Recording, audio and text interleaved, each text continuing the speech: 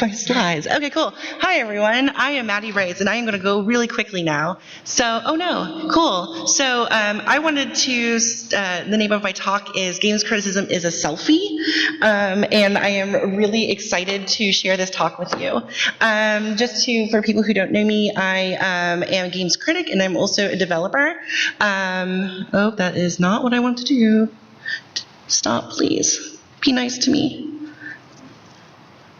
Cool, awesome. And if you need to tag me, and also we have a hashtag. Use that hashtag, please. Okay, cool. So, what is going on here? Here is a whole bunch of extremely low-res selfies of me, apparently, and pictures. So basically, on the right side over there are pictures taken of me by other people. And on the right side, on the left side are selfies. And for me, I feel like you can see two different people in these pictures, or at least I do. On the right, I see a lot of qualities that sometimes give me anxiety when other people see them. They're not the most flattering, but also we take pictures in the same way, like everyone faces forward, we have it at a certain angle, and we take a picture. With selfies, we instead control the angle and control our look and control the timing. And for me, I see someone in those selfies who has a stronger grasp on understanding self-beauty and worth, knows what people are looking at and controls what they're looking at. And I feel like as a person who is often told by normative narratives of beauty that I am actually someone who's okay to look at. And having selfies, as you can tell, I take way too many of them. This is only like half, not even half. This is like 33%.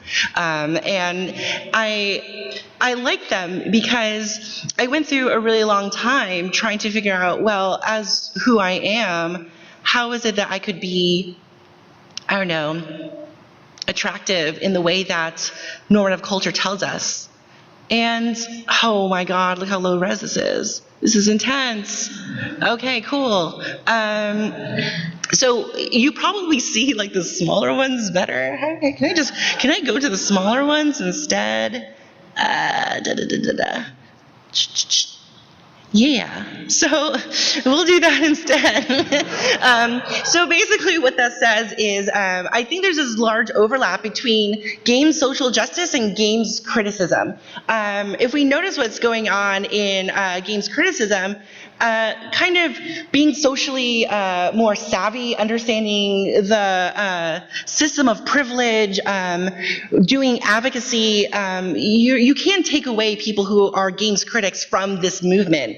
This would it wouldn't be there anymore. And I find that really interesting, and that kind of, I've been pondering on that lately. Why is it that a lot of the people who are advocating for equality and for change, also the people who are bloggers and doing games criticism, and what is possibly a new games criticism? I kind of see an interesting shift in the use of new games journalism that was then taken by bloggers to do something I think a little different. And as you can see that I'm about to get to, is personal in scare quotes.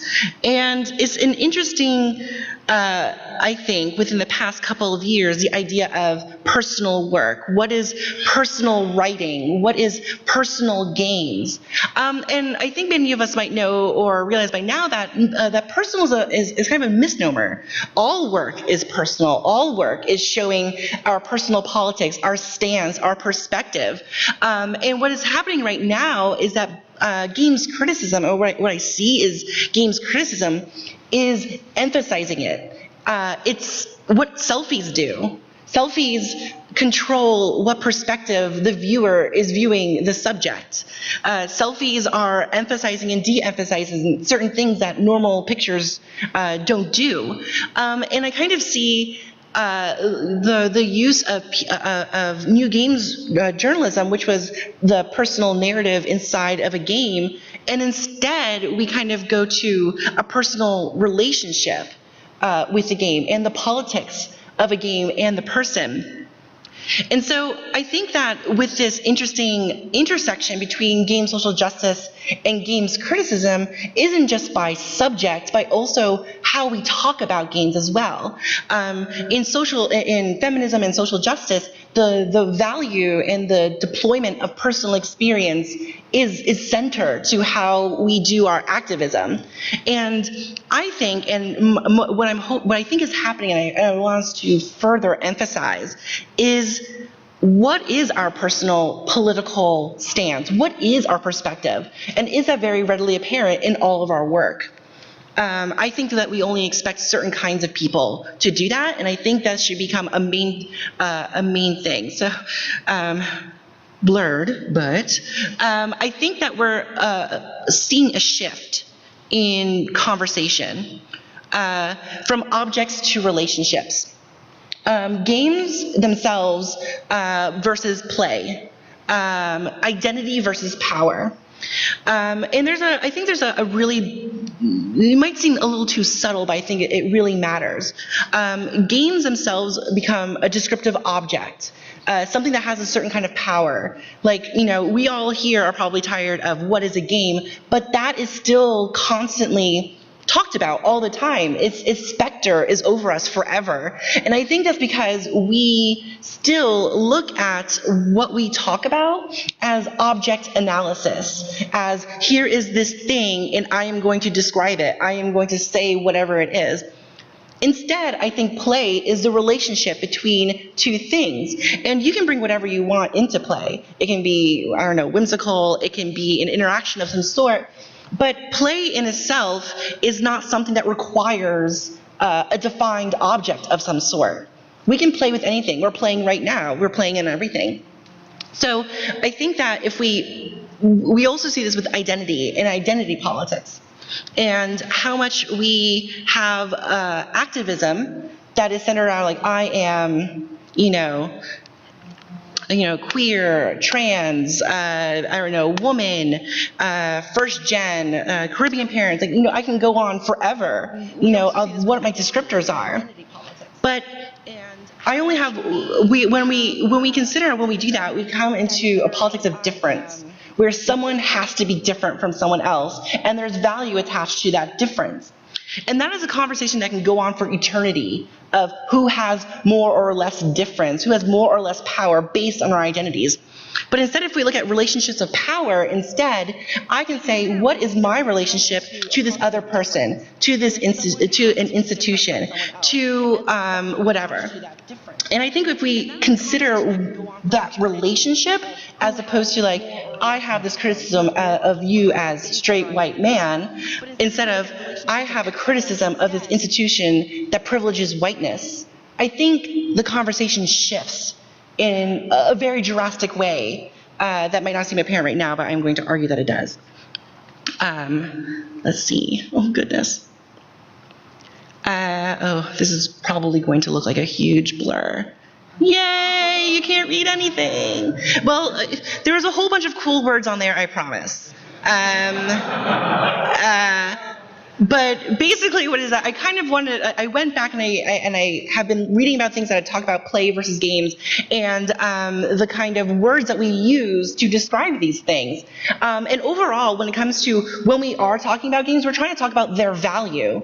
What is their cultural value? What is their monetary value? What is their value as things that we identify with?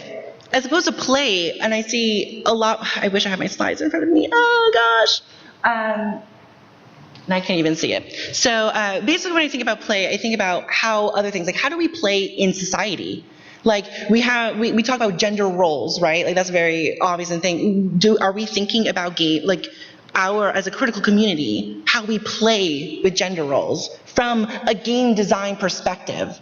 So, we all might understand feminism, and we all might understand that there are gender roles and there is gender that plays, but there's more than gender. There's race, there's ability, there's nationality. We play with all those things. We play and are mediated by the rules of that system, and we exist as certain people that are constantly playing in this system, but we're not talking about that because we're not going to talk about the objects of us, I guess. It's self-centered, etc.